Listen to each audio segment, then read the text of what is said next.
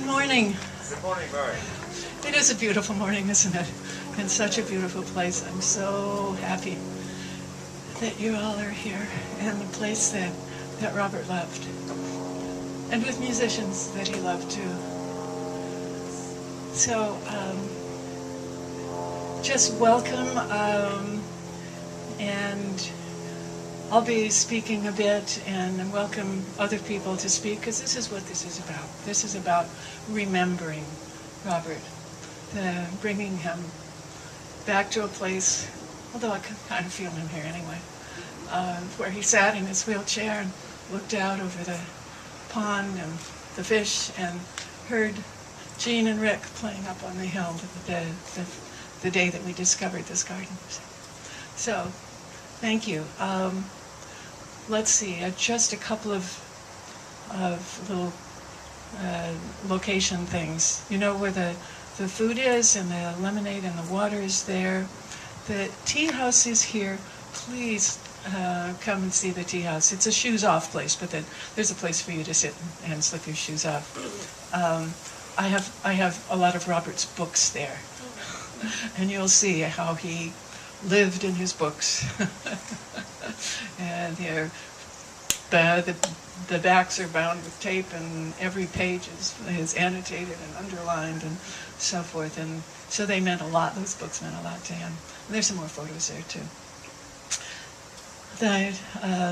I'd like Yukio. You want to start? This is Yukio Okano, a dear friend, Kaiser colleague.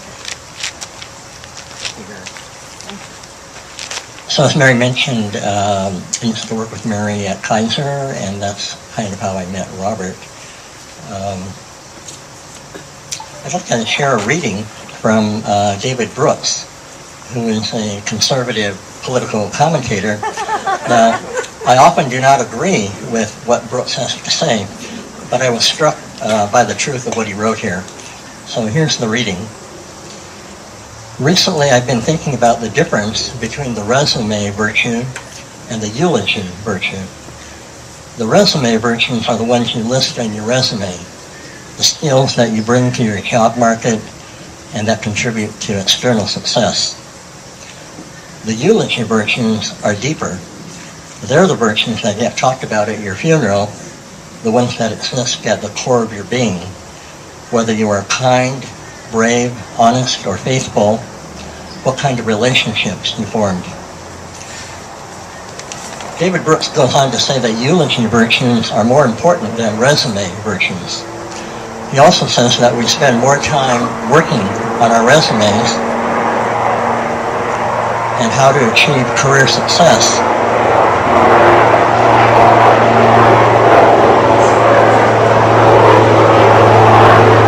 probably a good pause.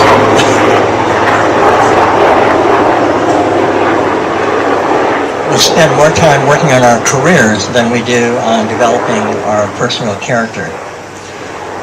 In thinking about Robert, I realized that I knew very little about his resume virtues, but in the time that I knew him, I began to have a deep appreciation for his eulogy virtues, the one that made up his core character. I knew Robert for less time than many of you. I did not know him during his working years, and he was not one to talk about his career successes. However, I got to know the post-career Robert, who was simply being himself and who endeared himself to others. My impression when I first met Robert was that he was a kind and humble man. He interacted with me as someone who really wanted to know who I was.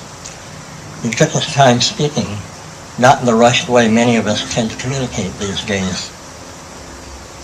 Many of us are addicted to our smartphones and texting. Robert was more of a throwback to the times when people actually talked to each other.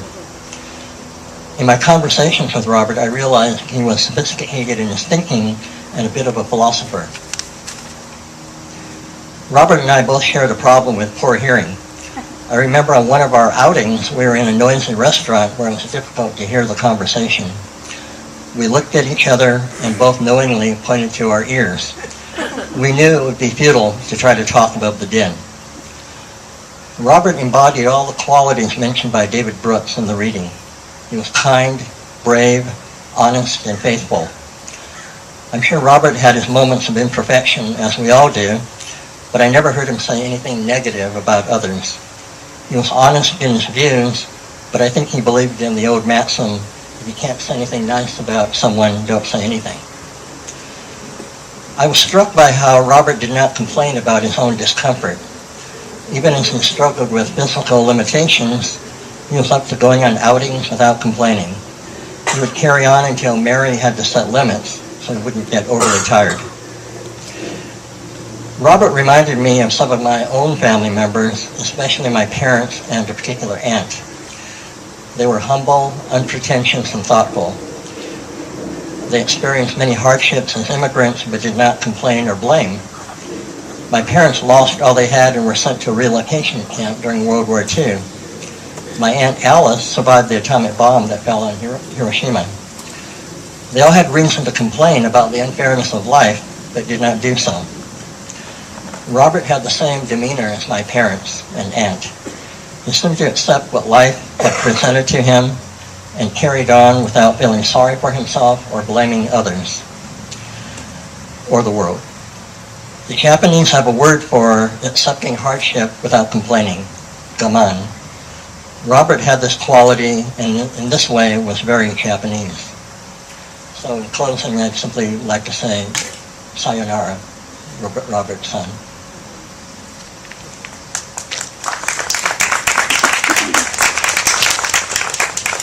And this is Madeline, my wife.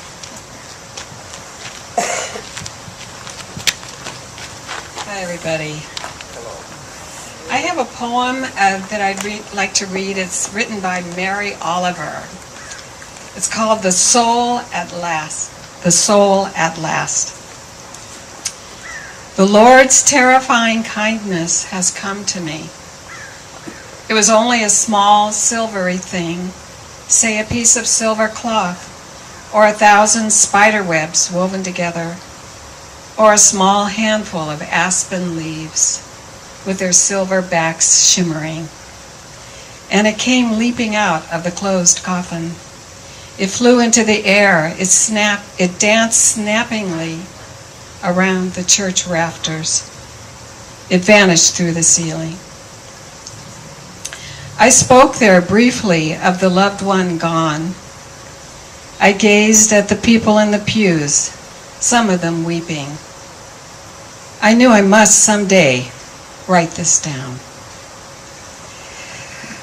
And I wrote down a few words about our beautiful Robert. I met Mary and Robert through Yukio. There were a gang of us connected by Kaiser who would meet to go to one of Paul Sirachi's plays, or to visit the Getty Villa, or the Airplane Museum, or LACMA. I'm not a museum buff, but I was caught up by Mary and Robert's enthusiasm for this kind of entertainment. We would all troop dutifully up and down stairs and in and out of rooms. Sometimes Robert and I would sit on a bench together, waiting for the more robust folks to finish admiring what was on the walls. Robert appeared to be shy. I'm shy too. We were kindred spirits of quiet and contemplation, often grateful for the company of more verbal folks. But we got to know each other by venturing a few sentences to each other. That went well. I could see Robert was kind and that he was a deep thinker. Recently, Mary told me Robert studied Krishnamurti. I wish I had known that when I sat with him at the Getty Villa. It would have been a good time to talk about my visit to Ojai with my son Seth in November of 2010. Seth and I drove there together and visited Krishnamurti's home and gardens. We wandered through his library. The staff there smiled at us kindly. It was a beautiful, serene afternoon. Later, I dropped Seth off at a friend's house and drove home. While I was driving, Seth called me to tell me he had just found out he had passed the bar. A mother load of weight slid off my shoulders, and I thanked Krishnamurti.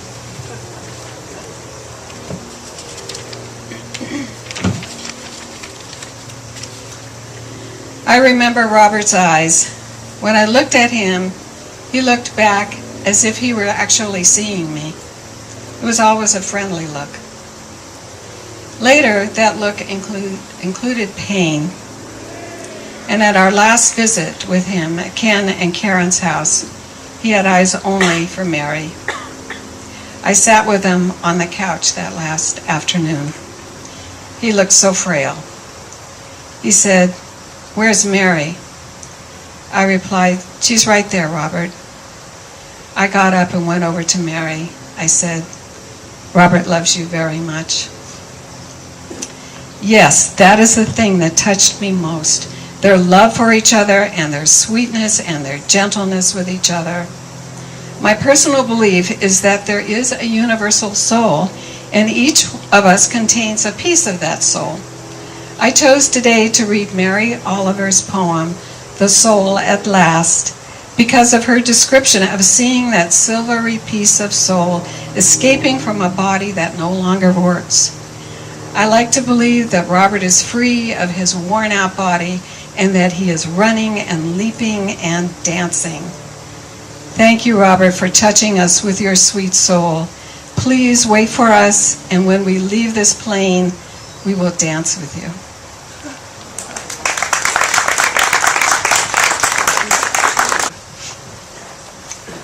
Oh, it touches my heart to hear.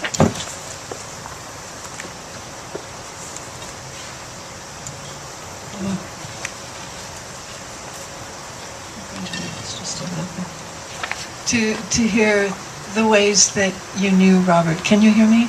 Yes. This works? Back? Yeah, okay.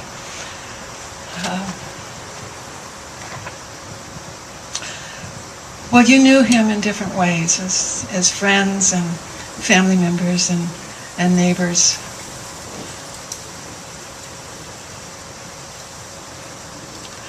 At the 2 weeks before he died, at the gathering that Madeline just referred to, I asked him the next day how that, had he enjoyed it, because it really exhausted him. He loved being there, but he was exhausted. When we came home, he sat in a chair with his face white for about 2 hours without speaking. But the next day I said, "Did you like that?" And he said, "Yes." And I thought, well, let me find out why. And he said, Why? And he said, well, when people of comparable consciousness and caring come together, it's nice. And right, and that was Robert to his soul. He wasn't talking very much about things like that in the 2 weeks before he died, but I can welcome you all as people of comparable consciousness and caring coming together. And I'll welcome your remembrances too. Some of you have told me of your recognizing him as a peaceful man with no violence. My father wrote to him, "I've come to know you as one of the finest men I've ever known." He was a man of integrity and of humor who led a quiet life of purpose. Let me tell you a little something about Robert's life. He was born in Brooklyn in 1928, which made him 89 years old this year. He was raised in Queens, New York. Too young for World War II, he joined the Merchant Marine right after the war, working his way up to engineer. Sailed on merchant vessels to the Philippines and to Europe, mainly transporting U.S. troops and war brides home. He married and gave up sailing, and he and his wife traveled the U.S. together, moving and working from state to state. A number of years later, he served in the Air Force. In 1965, they had a son also named Robert, who now lives in Costa Mesa. Other things that you may not know about him: he used to dance on roller skates. He and his first wife danced on roller skates. He loved acting, a little theater, did that when he was in the Air Force in San Antonio. He was an architecture docent at the Getty.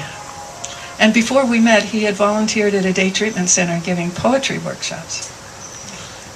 We were together for 32 years, and we married for the last 27 years.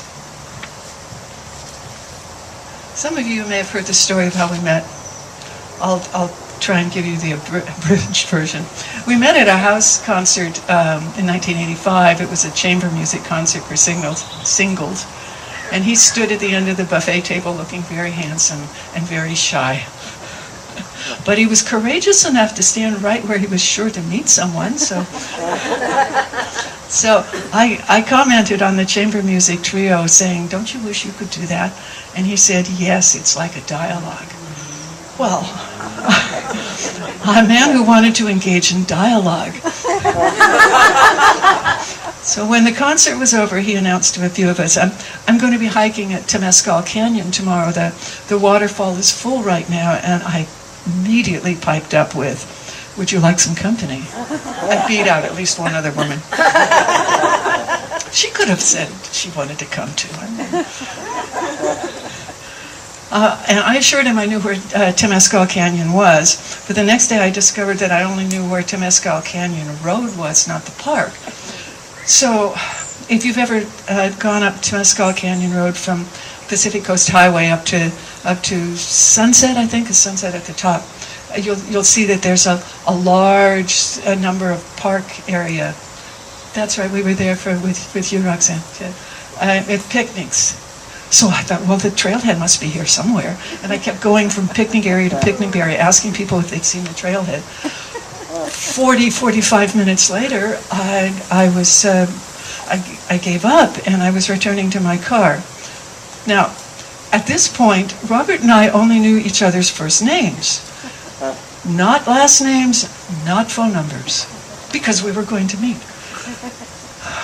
And I was having images of personal ads, I met you at the concert. And call me. As I was going back to my car, I saw a woman and a little girl trudging up the long hill returning from the beach. I'd seen them walking down, actually, and she's very, very, very small. And she saw me start to get into my car, and she said, "Can you give us a ride to the top? She's very tired. It's a very steep slope." Well, we drove up the hill. I told her I'd been looking for the Temescal Canyon trailhead, and she said, "I know where that is." So I let them out at the top. I drove into the park, and Robert looked so hugely relieved. He was about to leave himself, So that was our first date was hiking. Our second was the Southwest Museum, and our third was another chamber music concert, and that was the start of 32 years together. We were so fortunate to have had so many years of sharing and of love. And at our outdoor wedding at the old Los Angeles Zoo, now that I think about it, to have done these important things outside with music too. Part of our vows included the phrase, "And what do all the great words come down to? But I love you. I am at rest with you. I have come home." And as I was thinking about Robert this week, words kept coming to me while I was walking, with the headset on, and the words love and sensitivity and humor and humility and intelligence and curiosity and compassion, and they would come one by one, and then sometimes they would fly out of my brain altogether, and so I would start to, record them on my iPhone. Have you ever done that? Have you ever looked at it later and have seen what gibberish just got recorded? Nothing that I even triggered anything. Robert was a seeker. He was an investigator of consciousness, a student of Krishnamurti, as Madeline said. He was an operating engineer, at first the ships, of course, and then that gets translated to land, and sometimes it's called a stationary engineer. It just means that the place isn't moving, the way it was in the ship. He worked at different hospitals, Cedars-Sinai, UCLA, worked at DWP in the Valley, right, Phil? That was right, the big, huge power plant in the Valley. Phil's worked at DWP too. He valued inquiry into physics, and of course you may see in some of his books that some of them, only brought some of them. I didn't understand physics very well, and so it was harder for us to talk about those things. He investigated consciousness. He valued creativity and beauty and art and music, nature. He loved hiking and woods and mountains and gardens and waterfalls. And this place, of course. He liked exploring, not just with books and workshops, but finding new trails and wilderness areas that he would go out and bring me back later. He loved his son. He loved our friends. His goal in life was to help people and to help other people become more conscious. He read and studied philosophy and dialogue and consciousness. But it seems to me over the last few years that he was studying less and simply manifesting this consciousness of love, which he had all along, but it became more and more verbal about it. I'm reminded that the Dalai Lama once said, "My only religion is love." He was, I think this was in February, I recorded him because he just started talking. I was sitting there cutting up some pills and said, "Talk to me," you know. So we sat at the table and started talking about love. And I said, "Well, wait a minute." And I got my iPod and turned it on. So these are just a couple of things that he said. Well, I was just rambling on with some of my thoughts about love, I guess. It seems to me that love is the primary unifying force of life. What could be more important? I see it as an experience, manifestations everywhere, plant life and animal life. Of course, we can call it biological process, and that's one thing it is, I guess. But when you move it, you can move to a higher level of experience, not even as high as human. A lot of animal experience seems to manifest the experience of love, union of thoughts and emotions and caring. Transcriptions always kind of wander a little bit. He said, I've come across some of his writings down. He would write in various notebooks, and I have to say I've never seen them. And I'm expecting that I'm going to discover more. Here was one, and if you've seen Robert's writing, transcribing is going to be a challenge, but this is what I could make out. What do I mean when I say I love you? I mean that I feel the fullness of your being. I love you as the birds love the trees and the bees love the flowers.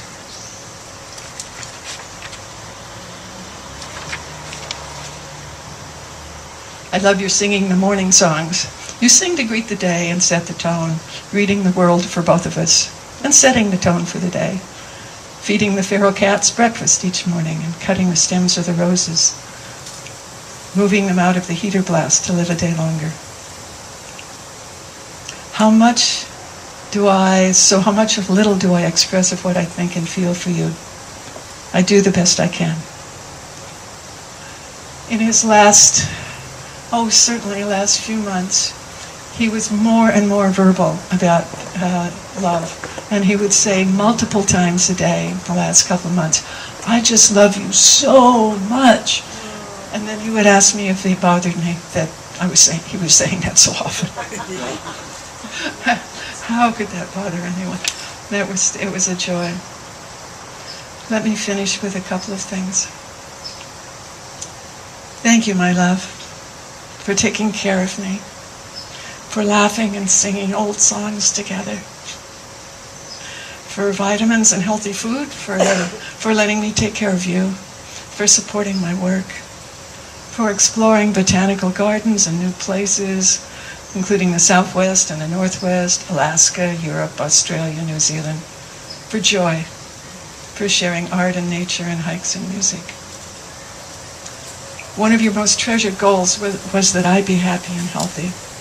So I promise you that I will continue to love, to fulfill the things that we talked about, making a home where friends and family can enjoy time together, to help children in the environment and work for human rights. I'll keep singing and enjoying the music and art and nature and travel that we shared. I will eat healthy food and take my vitamins. I'll do the best I can.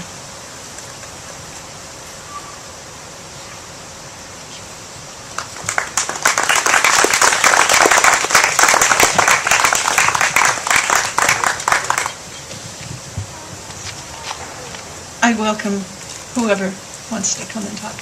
You can all talk, or we'll be talking for another maybe 20 minutes, 25 minutes, or something like that. Or until everybody is talked out. But really, we'll want to be hearing some more of the music, too, that Robert liked in this space. Karen? So I'm doing double duty here today for Ken and myself. So the first part of this is in Ken's voice. I really wanted to be here for Mary and to be with all of you, sharing memories of Robert, but pneumonia is a harsh master, so I've asked my life partner Karen to read our comments together. Ken met Mary at work in 2002 or 2003 and couldn't have been happier to have a close colleague who, he found out, was also a neighbor. We met Robert for the first time, and Ken and I have different recollections. Ken is sure we went to a restaurant together, and I'm sure that they had us to their home for dinner. But whichever it was, initiated the treasured out-of-office friendship that the four of us had. Robert was remarkable, older than we were, and more physically fit, for sure. To be admired for his wide range of interests, sensibilities, and knowledge, and yet humble to the core. He didn't like talking about himself, but was an avid listener, and a great questioner about things that really mattered. He'd cut right to the heart about the meaning of life and greater potential for our existence on Earth. No small talk on his part. His presence elevated the moment, and his passion for a better world and human relations within it made spending time with Robert a true gift. We wish we'd met Robert, and Mary too, much earlier in our lives. One of the first times Mary and Robert came to our house for dinner was on election night 2004, Bush versus Kerry. Ken and I didn't want to be alone. We invited Mary and Robert and bought a bottle of champagne to encourage victory. Well, we all know how that turned out. But that evening cemented our camaraderie and support for one another politically, in addition to personally. Later on, when I became involved in anti-racist organizing, Robert shared more about his belief in and the imperative for dialogue, and about his history in leading dialogue groups. Ken and I both wished we'd been able to participate. We'd also come to spend New Year's Eves with Mary and Robert. Dinner, good conversation, and usually a movie. We were always down for the count, though, long before midnight.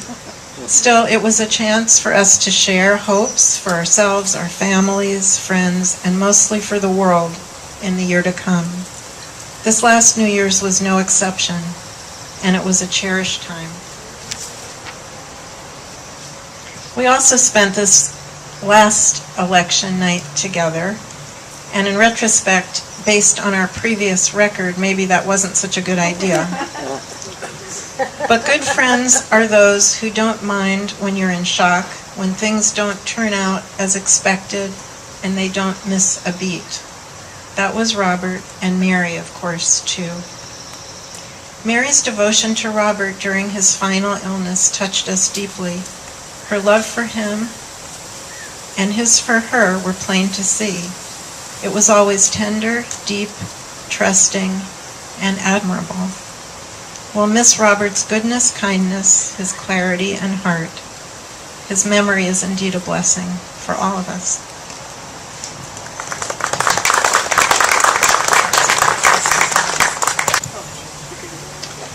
What an honor it is to be here with all of you today and with my cousin Mary. To talk about Robert in the way that's meaningful to me, I need to set the stage a little about me and my family in relation to Robert. But first, before I do that, I'm the cousin that had the timing wrong on when we were supposed to eat, so I do apologize for that. But my dad and Mary's mom were brother and sister. I come from a very, very small family. I'm an only child. My mother had one sister who never married and never had children. And for reasons of geography and family history, I didn't know the cousins like Mary on my father's side at all when I was growing up. And so with this small family, I married and came out to California to live in the late 80s, in 1989, and had the privilege, and for me in my life, one of the life-changing moments to become reunited with Mary, and through Mary with Robert. And coming from such a small family, as you know, it's hard to describe the feelings and the warmth in my heart for that and for those times. And it's with that background I want to talk a little bit about Robert and Mary's relationship with my family and what he brought to us. And what he brought to us is just so exemplified by all the words that you have spoken so beautifully so far, and in the poetry and so forth. I have 3 kids. They only had one grandparent, never had any grandfathers. And with Mary and Robert in our lives throughout their childhood until they were teenagers, when we'd have holidays and dinners and Mary and Robert would come, my kids would just say, "When are Robert and Mary coming?" And they would come and they would wait for the door and they would charge them like a pack, you know, nearly knock them over and have them come to our house. And when I think about my memories of Robert, I can turn a little bit to that. The thing that was I see before me, yes, there were times when we went places and we went to, you know, to the Huntington and we went here and we went there and had good times. But the one that I can see in my mind now, even as I stand here, is a sofa in my house and my kids in various stages over the years talking to Robert. And when they spoke to Robert, they were telling them little kid things about something they discovered or something they learned at school, and he looked at them with total attention and total consciousness and listened to them, each of them, even when they're all talking at the same time. And he wasn't thinking about the next text message that's coming in. He wasn't thinking, you could tell that his whole being and his whole consciousness was focused on them. And what a gift that is. What a gift that is to them and to my family, to have that type of attention from such a gentle giant of a man who would romp and play with them as well. But when I spoke with them about today, it was those moments with him that came to their mind, the essence of who he was, that when he spoke to you and talked to you, you had his full attention. It wasn't, and what a beautiful and increasingly rare thing in this world. And for that, I know me and my family were forever grateful for that. You know, and I thought when I came here about reading something from the Psalms, but I said, no, I don't think Robert would like that. Although he came to their graduations, even though we all know that was not always his favorite endeavor as well. But for my kids, he did that, and that warmed my heart. But what I will leave with the Jewish tradition is the thought that when a loved one passes, that his memory, let it be as a blessing. And his life, and my dear cousin Mary's, has blessed my family's life beyond measure in a way that we can't replace and that will be forever in our hearts. And I know he's with us here today. I know his spirit is here and will always be with us. And the gifts that he gave us are just unique, amazing, and irreparable. You know, unable to ever have that. So we miss you, Robert, and your memory is and will always be a blessing to us.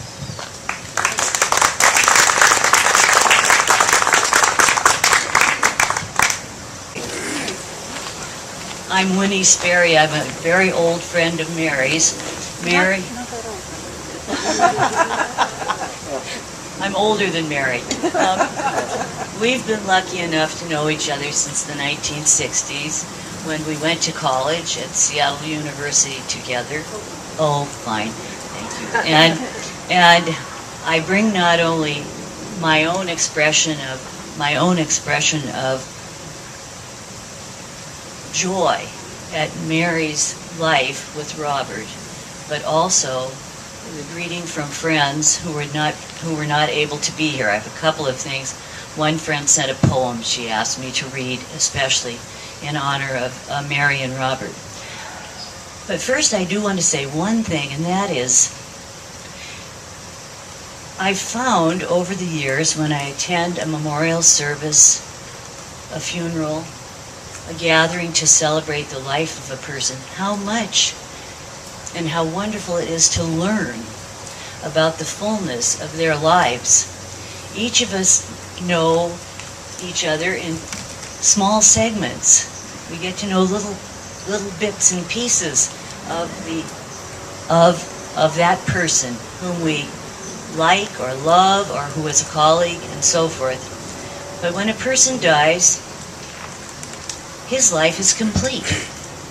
And Robert lived a full and complete life.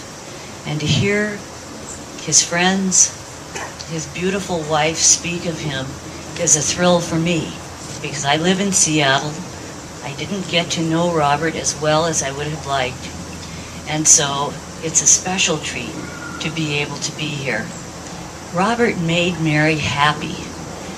You know, when you step off in your cap and gown, we stepped off 55 or so years ago, I've forgotten now, you cannot know what the future will hold. But you hope for your friends. You hope that they will find fulfillment and happiness and love. Mary found fulfillment and happiness and love in her relationship with this remarkable man, this man who was so interested in the world and so interested in others. I'm now going to just interrupt this thought and say I would like to read a poem. Madeline, you read a poem from Mary Oliver. I have a poem that was sent to me by Mary's good friend who lives in New York, Crystal Brellox, who could not be here, but wanted to share this with everyone. It's a lovely Mary Oliver poem. And I have one that I shall share from myself. This poem is called The Wild Geese. And it's very famous, apparently. I didn't know it until Crystal sent it to me. Here we go. You do not have to be good. You do not have to walk on your knees for 100 miles through the desert repenting. You only have to let the soft animal of your body love what it loves. Tell me about despair, yours, and I will tell you mine. Meanwhile, the world goes on. Meanwhile, the sun and the clear pebbles of the rain are moving across the landscapes, over the prairies and the deep trees, over the mountains and the rivers. Meanwhile, the wild geese, high in the clean blue air, are heading home again. Whoever you are, no matter how lonely, the world offers itself to your imagination, calls to you like the wild geese, harsh and exciting, over and over, announcing your place in the family of things. That's Mary Oliver. I have a very short poem by an Israeli poet whose name is Yehuda Amichai, and it's entitled, The Body is the Reason for Love. The body is the reason for love. After that, the fortress that protects it. After that, love's prison. But when the body dies, love is set free in wild abundance, like a slot machine that breaks down and with a furious ringing pours out all at once all the coins of all the generations of luck. I really feel that that applies to Mary and Robert.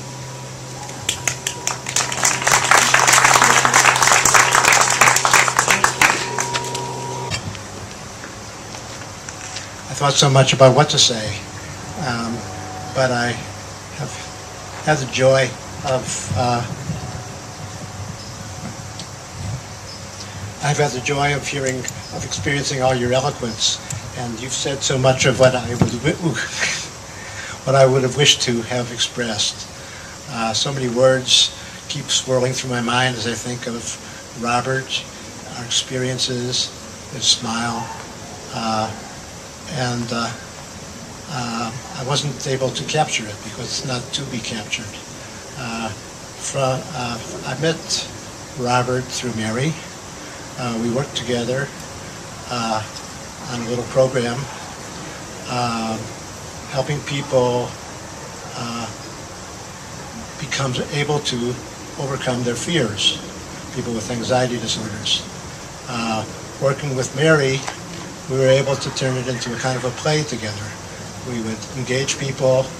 Mary taught me how people could become able to tell their stories, and we could engage with their stories and help them find ways to become less afraid with their experience. And Mary kept on talking about Robert. I almost felt like I knew Robert. I mean, I knew what Robert made his own curcumin pills, that he ground the powder and he put it into tiny capsules, and I was taking curcumin pills, and I pictured Robert in a kind of a woodshed doing country things, and Mary was always being careful of Robert and making sure that Robert was going to be okay, and hurrying home to Robert, and I relished Robert's existence before I ever met him.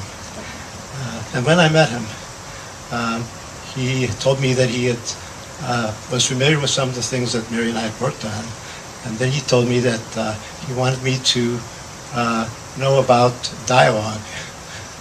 He mentioned a writer named David Bohm. He mentioned Ojai and Krishnamurti. And David Bohm was a physicist, and also he was someone who had written about the preciousness of dialogue. And as soon as he began talking, I had no idea what to say about dialogue, but he just drank me in with the warmth of his eyes. And I have no idea what really happened with our relationship from then on, but it was so soft and easy, and both Mary and Robert became a pair of loving people, with Sharon and I, and I never knew what we were going to do next, but each time we went to have a meal, we toured the gardens at Huntington, we went to museums together. I would look at Robert, he'd look back at me, and he would smile, and it felt so warm. Just a constant surprise of how loving and tender and accepting and kind every time and every experience would be throughout his life, and his memory is the same as that to me. I can't find the words because all that I picture is his warm brown eyes and his sweet expression and the openness in the sense that I'm being listened to. And I think if there's a presence right now, I'm sure he's listening to that too. And he's bringing our words out and bringing our feelings out. Love him always. I'm so happy that you're part of our lives too, Mary.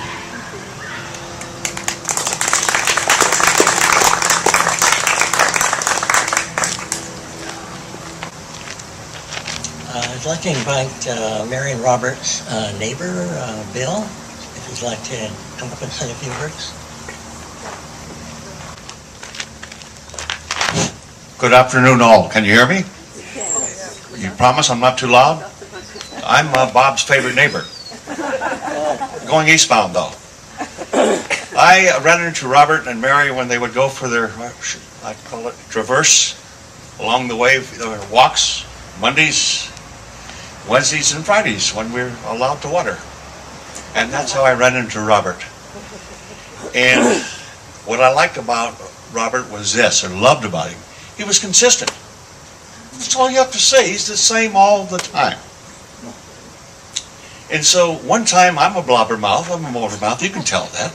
So he's on his way with Mary to go on their walk. Well, they really couldn't stop and talk with him because I'm going to go on with it. So Robert says, he's heading east. He says, the sun is coming up. That means Mary and Robert have to go. What was your dog's name again that you had for? Cyber. Cyber? They had the dog with them one time, and I'm going crazy with a hose, you know. So Robert says, dog in the mist. So I had to turn around. You know, that's the way Robert is, though. So I loved it when we would talk, and he looked at me. He says, that guy has to be a blooming idiot. Is this the way his eyes would set on? Well, we had tons of fun, though. 28 years of this. We took a trip to Kaiser when he was sick. You remember? When he had the rough time with the stairs and everything like that. They gave him this medicine. He examined it, and he threw it away. It had more negative, you know, whatever. He went back to his Tylenol and Advil or whatever. Consistent is the man. He was loving. I know where he's at. And everybody here knows where he's at. And I sure miss my buddy. God bless you, Mary, and everybody here. Thank you for having me up.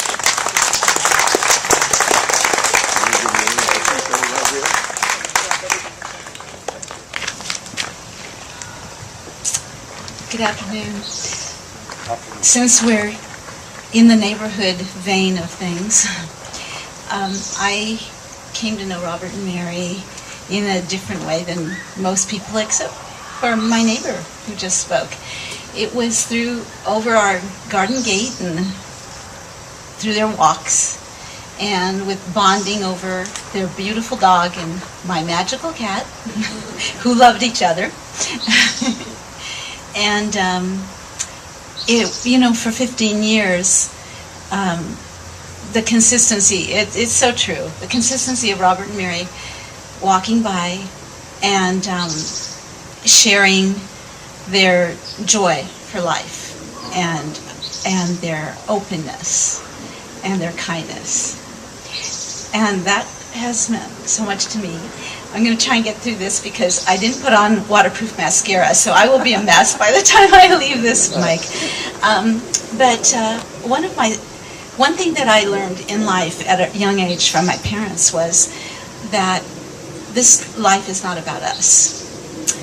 It is about how we can serve and affect the lives of others.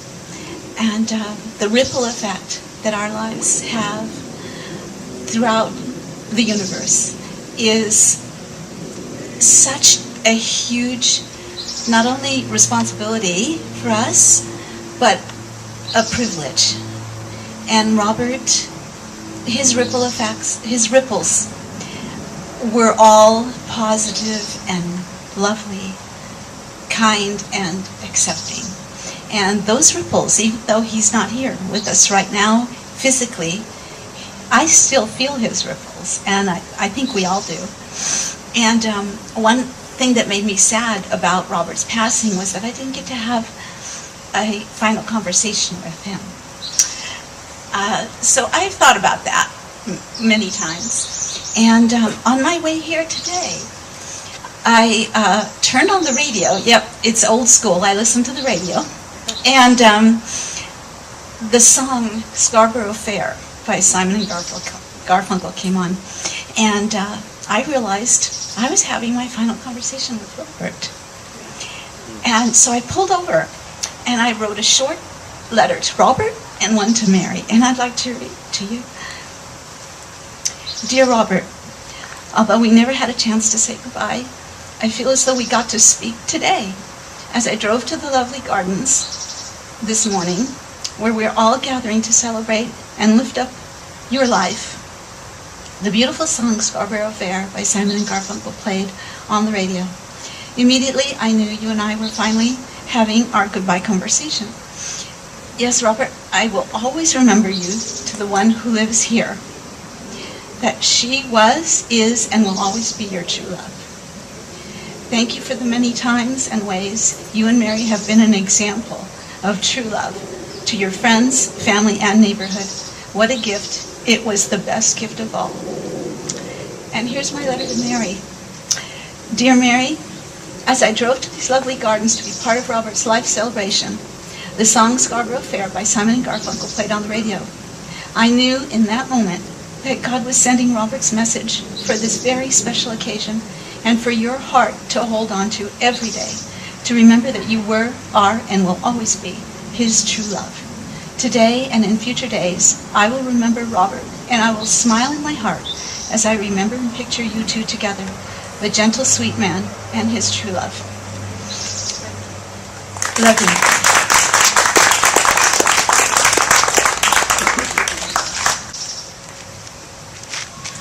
We are so blessed to be Mary and Robert's neighbor for over 20 years. I'd like to echo what the previous speakers have said about Mary and Robert's love for each other.